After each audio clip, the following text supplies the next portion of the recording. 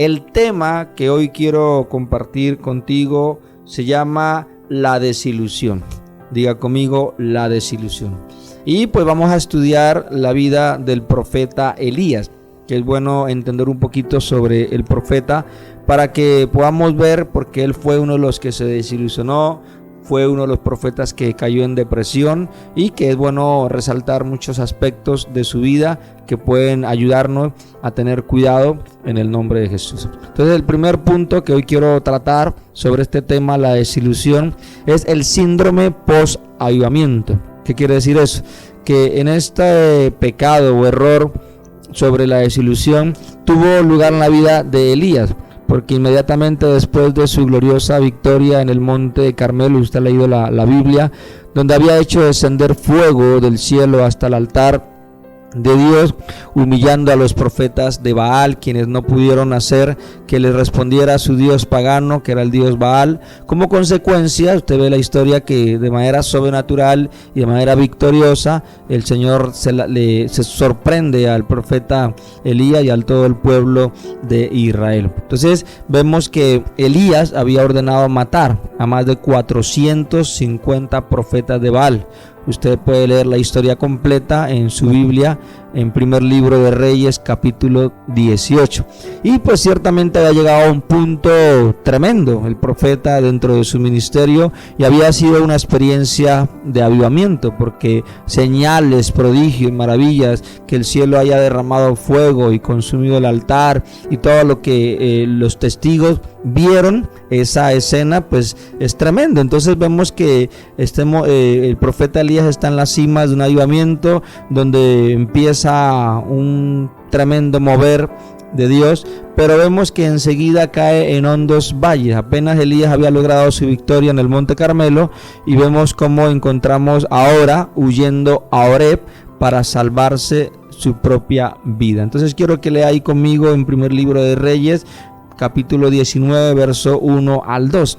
Dice la palabra: Acab dio a Jezabel la nueva de todo lo que Elías había hecho y de cómo había matado a espada a todos los profetas. Entonces, escuche, dice, envió Jezabel a Elías un mensajero diciendo: así me hagan los dioses y aún me añadan, si mañana a estas horas yo no he puesto tu persona como la de uno de ellos. Imagínense.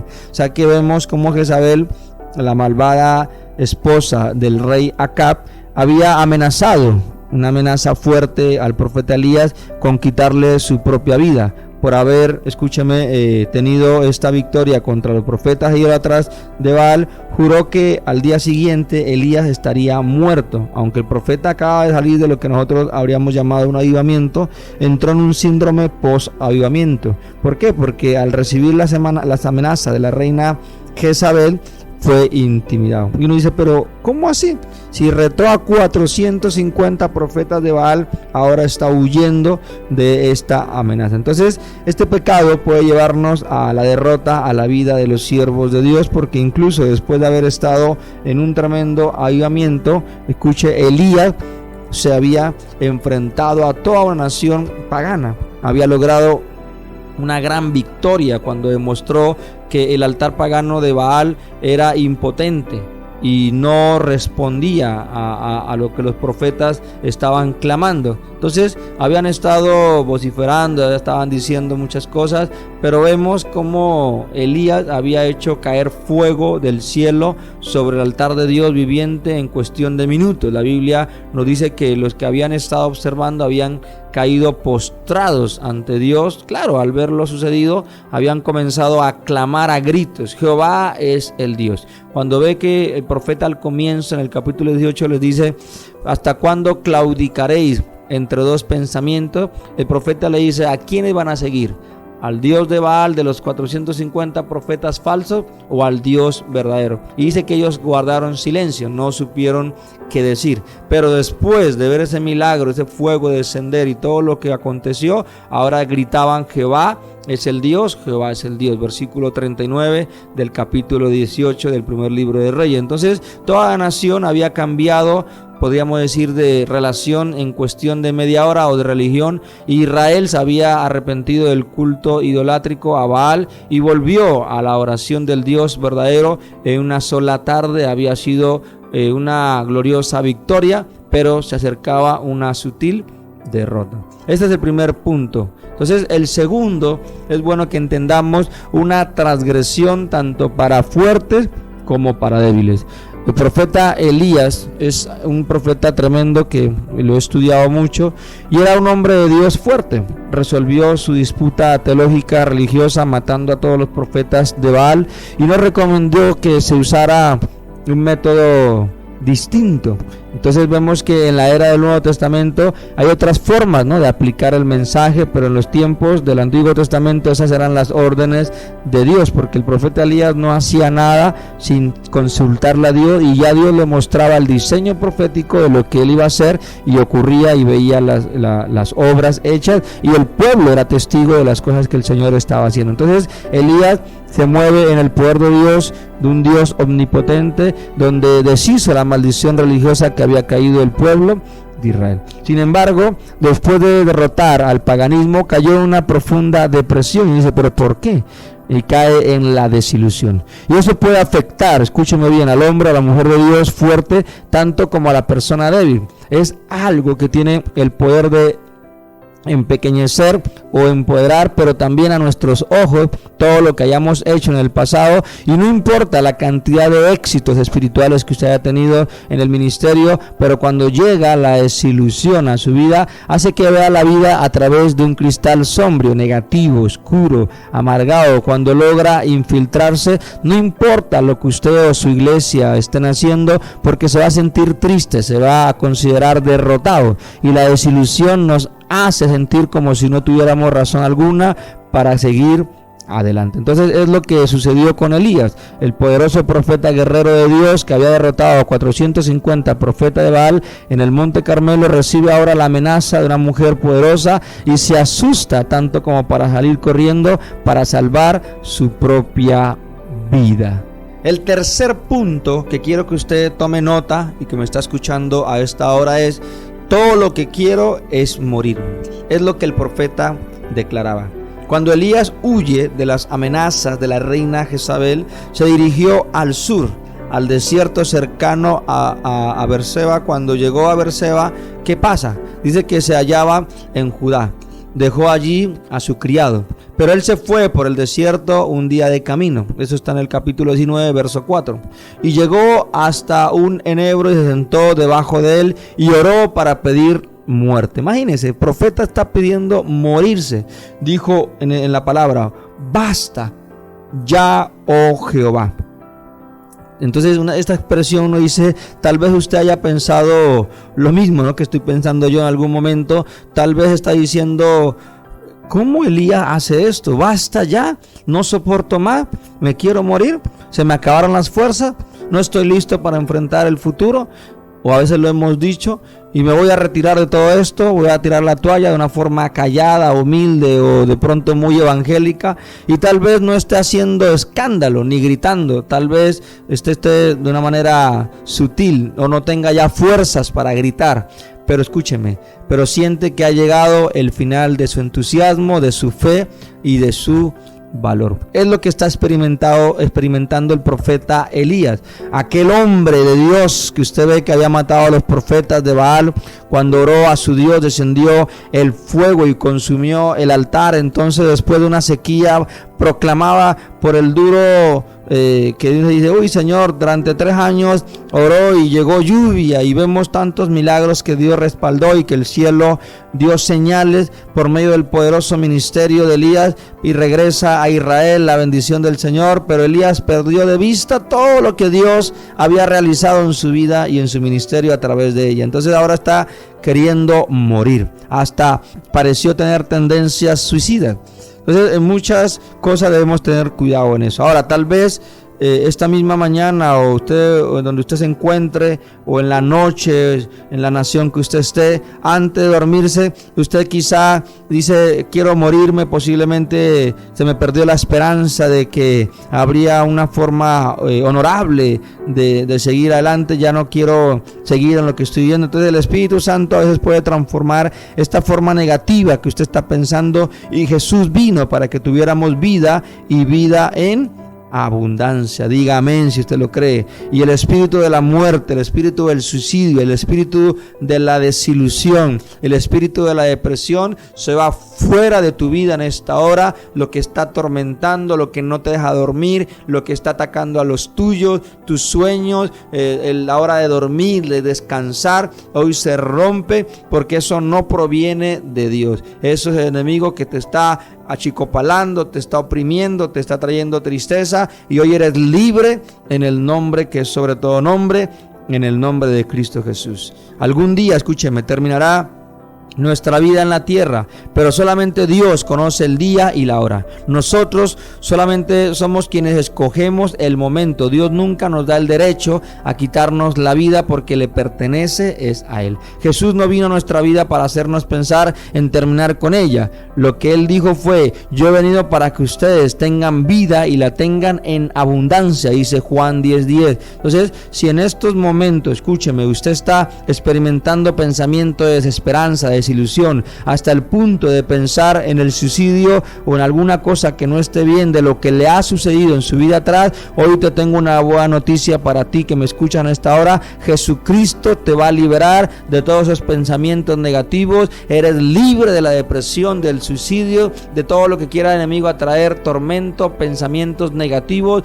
Eres libre, y Dios da vida y vida en abundancia. Yo lo creo. Ustedes, si usted lo cree, levante sus manos y diga: lo creo, lo recibo y lo hago para mi vida en el nombre de Cristo Jesús. Amén y amén. El cuarto punto que quiero enseñarte es una cultura de muerte. Alguien definió nuestra cultura presente no como una cultura de espectáculos o de tecnología, sino como una cultura de muerte. Es una cultura llena de música, de rock, de películas, de videos, de libros fuertes, de cosas que no glorifican al Señor, sino hablan del suicidio, hablan de la depresión, de la muerte, de la tristeza, y eso no es el plan de Dios, sino la naturaleza misma del infierno, de las tinieblas. Te está hablando un guerrero, y le hablo a guerreras, a guerreros que me escuchan a esta hora. Tú sabes que eres un soldado de Cristo, y no permitas que la cultura, el ambiente en el que te está rodeando quiera desanimarte o caer en la desilusión. Como sucedía en tiempos de Elías, hoy hay un fuerte espíritu satánico que está oprimiendo a la gente, llevándola a desear la muerte. Por el contrario, nuestro deseo debería ser trabajar fuertemente por el reino de Dios mientras estemos aquí en la tierra. Cuando Elías deja a su criado en Berseba, viajó solamente hacia el desierto sin provisiones. O sea, al parecer tenía planes de no regresar. Mire lo que dice la palabra en el verso 4 al 6 del primer libro de Reyes 19 que estamos estudiando. Y él se fue por el desierto un día de camino, escuche, y vino y se sentó debajo de un enebro, y deseando morir se dijo: basta ya, oh Jehová, quítame la vida, pues no soy yo mejor que mis padres. Echándose debajo del enebro, se quedó dormido. En otra versión dice una cueva. Y aquí luego un ángel le tocó y le dijo: levántate, escuche, come. Entonces él miró, y aquí su cabecera una torta cocida sobre las ascuas y una vasija de agua. Comió y bebió y volvió a dormir. Aquí hay una revelación muy poderosa. Cuando usted está cansado, cuando usted está en desilusión, cuando usted está en tristeza, en desesperanza, aquí la misma palabra nos da una respuesta: come, bebe y duerme. No sé a quién Dios le está diciendo en esta hora eso. Tienes que comer, tienes que beber y tienes que dormir. Tienes que descansar. Muchas veces viene el estrés, la ansiedad, porque no descansamos. Estamos en un mundo de esclavitud laboral, de horarios extremos, de cosas fuertes, y no hay descanso. Recuerde que Jesús también descansó. Y si tú no descansas, puedes afectar tu salud y tu salud mental. Mira que el ángel le está diciendo: come, bebe y duerme. O sea, Qué bondadosa, ¿no?, es la misericordia de Dios. Hasta le hizo llegar comida al profeta Elías rápido al profeta, y Elías comió, bebió y después se acostó de nuevo porque estaba agotado. ¿Sabe usted que la depresión, la desesperanza pueden agotarlo a uno? Nuestras actividades diarias, nuestras exigencias diarias ponen una increíble tensión física sobre nuestra vida. Hoy en día son muchas las personas que saben lo que es estar agotado. Entonces, tanto si es por causa de los negocios de Jesús, de la familia, o hay muchas personas por las cuales el agotamiento y el letargo son una forma de vida. Entonces debemos cuidarnos de las cosas que nos están oprimiendo en el nombre de Cristo Jesús. ¿Por qué? Porque vemos que Elías había estado sirviéndole a Dios de todo corazón, pero estaba exhausto, estaba cansado, y cuando el ángel le llevó el alimento, el agua, para refrescarlo, comió, bebió y se volvió a acostar. O sea que estaba cansado. Amén. Quiero que vaya conmigo, por favor, al primer libro de Reyes, capítulo 19, verso del 7 al 9, y seguimos leyendo la historia. Dice: y volviendo el ángel de Jehová la segunda vez, le tocó diciendo: levántate y come, porque largo camino te resta. Se levantó pues y comió y bebió, y fortalecido con aquella comida, caminó 40 días y 40 noches hasta Horeb, el monte de Dios. Allí se metió en una cueva donde pasó la noche, y vino a él palabra de Jehová, el cual le dijo: ¿qué haces aquí, Elías? Entonces mire qué interesante eso. ¿Qué haces aquí, Elías? Entonces a veces debemos saber que Elías le contestó al Señor. De hecho, le contestó de una misma forma, por lo menos yo creo que 2 veces, porque es lo que vemos ahí en la palabra del Señor. Incluso en el versículo 14 dice: y él respondió: he sentido un vivo celo por Jehová Dios de los ejércitos, porque los hijos de Israel han dejado tu pacto, han derribado los altares y han matado a espada a tus profetas, y solo yo he quedado, y me buscan para quitarme la vida. O sea que me parece que aquí el profeta Elías, al leer la historia de la palabra, debe haber estado oyendo noticias, ¿no?, en Caracol, en el RCN, contextualizando en la opinión de que no debía escuchar, porque todo lo que le había dicho el Señor, varias cosas, era para que se levantara. Pero vemos que Elías en varias oportunidades era negativo, solamente había quedado con las malas noticias y ni siquiera quería mencionar las buenas de lo que Dios había hecho en su vida. Así que yo te digo en esta hora: no te quedes en el pasado, no te quedes ahí en lo mismo, avanza. No te quedes ahí intimidado por las noticias, por lo que estás escuchando a diario. Más bien pídele a Dios que salgas de eso, y que tu fe y tus oídos y tu vista esté puesta en la poderosa palabra del Señor. Amén. Lo quinto que quiero que usted entienda en esta enseñanza es: no estaba listo para el fuego. ¿Cómo así? ¿Usted recuerda la forma en que Dios le ministró a Elías en aquella hora, esa gran necesidad para él? En lugar de hablar a través del viento, del terremoto o del fuego, llegó a él como una suave brisa. Cuando él está ahí en desilusión, si usted está luchando con la desilusión y ha quedado encerrado en una actitud melancólica, negativa, deja que la suave brisa del Señor, esos lazos de amor, ese abrazo de papá, te envuelva tu espíritu, tu alma, tu cuerpo. Y si sufres depresión crónica, permite que el silbo apacible, la unción del Espíritu Santo, la misma palabra de Dios haga efecto en tu vida, traiga libertad y traiga sanidad en el nombre de Jesús. Cuando Elías oyó el silbo apacible de Dios, se cubrió el rostro con el manto, salió de la oscuridad de su cueva y se puso en pie a la entrada. Entonces oyó de nuevo aquel silbo apacible que le preguntó: ¿qué haces aquí, Elías? Lo que Dios te pregunta a ti en esta hora: ¿por qué sigues ahí? ¿Qué haces ahí? ¿Qué estás haciendo en este momento, en la situación en la que tú te encuentras? Entonces en ese momento respondió tal como lo había hecho antes. O sea que qué interesante eso. Mira el verso 14: porque respondió: he sentido vivo a Jehová de los ejércitos, porque los hijos de Israel han dejado tu pacto, han derribado los altares, han matado a espada a tus profetas, y solamente yo, dice el profeta Elías, he quedado, y me buscan para quitarme la vida.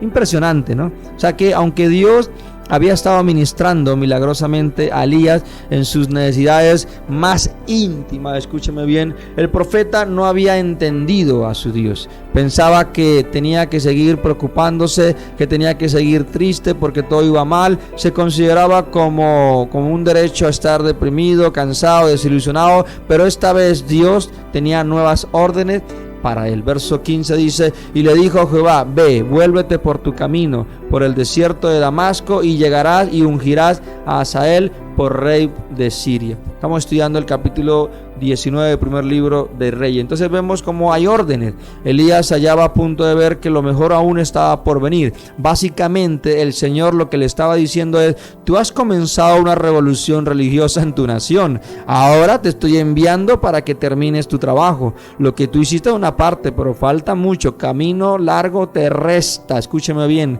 tú crees que ya no hay nada que hacer, no hay salida, tú crees que ya has vivido lo que has vivido. No, hay mucho más de parte de Dios para tu vida. Créelo, lo profetizo y lo declaro. Hay cosas poderosas para tu vida, pero con un cambio tremendo vas a empezar a ver las cosas de la óptica o de la mirada de Dios. Y eso es la obra del avivamiento. Un avivamiento no está completo mientras no afectemos a las leyes y a los líderes, sino que usted entienda, escúcheme, que sea obediente al Señor, y eso traiga avivamiento a su nación o a su lugar, de su familia, de su casa y de su matrimonio. El sexto punto es el avivamiento en el ámbito político.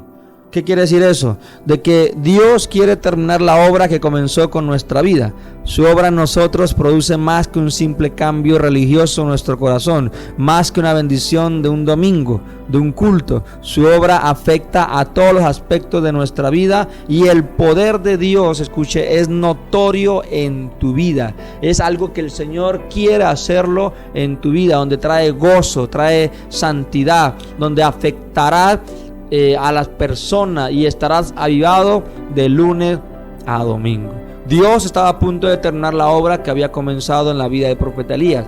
Tal vez él pensará que todo había terminado, y es posible que se sintiera tan desilusionado que quisiera renunciar a todo lo mejor, hasta se quería morir. Pero el Señor le estaba diciendo: tengo más trabajo para ti, no va a depender de tus fuerzas, yo ya he calculado todo lo que tú necesitas. Es hora de que unjas a tu sucesor, es hora de adiestrar a alguien para que esté junto a ti. Es importante que reconozcamos y recordemos que la obra de Dios se va a realizar con nosotros o sin nosotros. Si entramos a la cueva de la desilusión, de la desesperanza, y nos negamos a salir de ella cuando Dios está llamándonos, es el Dios mismo quien interviene en nuestra vida. Él puede reemplazarnos más pronto de lo que nos podemos imaginar a causa de nuestra obstinada desilusión. Así que si Elías hubiera resistido a salir de la cueva para escuchar la voz de Dios, habría podido perder su unción, pero como respondió cuando Dios le susurró delicadamente, Dios le permitió, escuche, ungir a otro que lo ayudara con su trabajo. Este ayudante terminaría heredando su ministerio y recibiría una doble porción de su unción, que usted ya conoce la historia, que es el discípulo Eliseo. Así que mi pregunta es: ¿quién es tu Timoteo? ¿Quién es tu sucesor? ¿A quién estás preparando para cuando el Señor nos llame a su presencia? ¿Quién va a continuar lo que tú empezaste? ¿Quién va a seguir en ese proceso del ministerio, de la herencia, de ese legado que estamos dejando a las futuras generaciones? Piensa en eso en el nombre de Cristo Jesús. El séptimo punto que quiero que usted tome nota es las características de la desilusión. ¿Puedes reconocer el comienzo de la desilusión y la desesperanza? Es la pregunta que te hago en esta hora. ¿Puedes separar las frustraciones y los desafíos diarios de su propia vida de la devastadora parálisis de la desilusión? Y voy a enseñarle rápidamente unas características que creo y entiendo que te pueden ayudar mucho para tu vida y que puedes compartir. Escúchame bien, comparte este link, comparte todo este mensaje para que más personas puedan escuchar la poderosa palabra de Dios y las recomendaciones que la Biblia nos da. Y dentro de este séptimo punto debemos saber cuáles son. Una de ellas es: la persona desilusionada teme. Elías no tenía razón alguna para pensar siquiera solamente en la muerte. Al fin y al cabo, lo que era un hombre que nunca tendría ni siquiera un funeral porque sería arrebatado al cielo por un carro de fuego. Sin embargo, debido a su disolución, estaba huyendo para salvarse de su propia vida. El profeta Elías fue atacado en el aspecto en el que Dios le iba a dar el don de una unción especial. Uno de los dones que Dios tenía preparados, destinados para Elías, era el hecho de que no iba a morir, no tendría funeral, sino que iba a ser arrebatado al cielo. Impresionante, ¿no? Así que Satanás lo intimida con la amenaza de hacer que lo mataran. Muchos de los temores, escúcheme bien, que tenemos son totalmente, a veces podríamos decirlo, infundidos y no tienen base alguna. Satanás es partidario del aborto. Trata de apartar de nosotros los dones que Dios nos quiere dar. Así que tenga cuidado qué es lo que está operando y qué es lo que te está desilusionando a tu vida. Así que cuando Jezabel le manda a decir a Elías, te voy a matar, él no manifestó los síntomas de una contaminación exterior, sino los de una contaminación interior. El problema estaba su propia desilusión interna, formada por sus propios pensamientos erróneos. Aunque Dios ya había dispuesto que él no iba a morir, esta contaminación interna amenazaba con destruir su alma, acabar con su vida. Necesitaba ser liberado de la contaminación que le producía el miedo. Necesitaba respirar aire fresco, el aire del Espíritu Santo y la unción fresca de nuestro Dios amado. Otra de las razones y requisitos que debemos tener claro en cuanto al tema de la desilusión es que la persona desilusionada, escuche, decide cuando ya no soporta más. No fue Dios quien le dijo a Elías, ya has soportado bastante, te voy a dar un descanso, te voy a llevar ahí ahora mismo al cielo, por decirlo así. Pero aquí vemos que fue Elías mismo quien tomó esa decisión y le dijo a Dios que había llegado a su límite. Así es como opera la desilusión, fija límites falsos, hace que le digamos a Dios cuándo vamos a dejar de ministrar, de servir, impide que le preguntemos a Dios si debemos seguir adelante y que busquemos en Él el poder para poder continuar. Hay personas que sufren estrés y se hallan tan tensas y llenas de ansiedad que no pueden descansar, ni siquiera de noche. Aunque duerman 8 horas, cada noche su sueño es inquieto, que se levantan por la madrugada, por la mañana tan cansados como cuando se fueron a la cama. El estrés es un factor que está afectando a muchas personas, a una población fuerte, y debemos cuidarnos de ello, no dejar que el estrés caiga a nuestra vida. Por eso debemos tener claro y pensar en esto. Tal vez usted ya ha tenido suficiente estrés, pero no ha servido a Dios lo suficiente. Él tiene una agenda para cada uno de nosotros y Dios tiene un plan para mí y tiene otro para usted. Así que tiene un glorioso calendario que te espera día a día, mes a mes, año tras año, para que le sigamos sirviendo a nuestro Dios amado. Creamos al Señor las cosas que Él va a hacer en tu vida. Otra razón es que la persona desilusionada proclama que no ha habido progreso alguno, y eso es mentiras, porque cuando nos hallamos bajo el síndrome de la desilusión tenemos la tendencia a proclamar que no hay progreso en el cuerpo de Cristo, que esto y lo otro, vemos todo negativo, vemos todo oscuro, vemos todo malo y no vemos nada bueno, ni siquiera de las que Dios ya ha hecho en tu vida. Entonces debemos tener cuidado con eso. Tal vez usted haya tenido un callado desacuerdo con el Señor, de pronto no es abiertamente rebelde al respecto, no le está gritando a Dios ni tampoco a sus líderes, pero en su corazón está sufriendo la desilusión. Tal vez se haya retirado, como el profeta Elías ha tomado consigo sus dones, su tiempo, sus recursos, su resistencia y todo cuanto tiene, y se ha retirado a una cueva solamente para sentir lástima de sí mismo. Tal vez tenga sus razones, es posible, pero que esa razón no sea la que hallaba en Jezabel, diciéndole que lo iba a matar mañana, que le iba a hacer esto, que le iba a aquello, porque a veces hay personas que nos desanimamos por una mala noticia, por un diagnóstico, por un dolor, por una prueba que no hemos podido superar. Y a veces debemos cuidarnos, porque todas las cosas son para aprender y tener confianza absoluta en Dios. Diga amén en el nombre de Jesús. Así que confíe usted más en Dios, confíe en su salvación y en nada más. quite de su vida la desilusión, quite de su vida la depresión, quite de lo que el enemigo ha querido traer a su vida para atacarlo, para alejarlo del propósito de Dios. Otra razón es que la persona desilusionada se deja agotar mucho por la tristeza, una tristeza emocional que puede ser tan intensa, tan problemática, que agota por completo tu vida. Elías estaba siendo cansado físicamente, que se acostó 2 veces. El ángel tuvo que acercárselo, despertarlo, y cada vez que lo despertaba le daba comida, le daba agua, porque muchas veces la gente no sabe que la depresión es una enfermedad importante que en muchas naciones no le prestamos atención. ¿Sabía usted que la depresión puede llegar a debilitar hasta incluso su sistema inmunológico, hacerlo más susceptible ante las enfermedades? También lleva a la gente a confiar en medicamentos que no son saludables, y eso se llama depresión. Así que tenga cuidado, no permita lo que Elías, siendo un hombre de Dios, cayó en eso. Otra persona desilusionada también se retrae y se esconde. Recuerde lo que Elías hizo, se escondió. Una persona desilusionada confunde su desilusión con el celo religioso. Sí, hay personas tan engañadas y confundidas que piensan que le están haciendo un favor a Dios con su negatividad. Creen que se encuentran heridos, amargados, resentidos, aislados, porque todos los demás están equivocados. Creen que ellos son los únicos que tienen la razón, que están en lo cierto.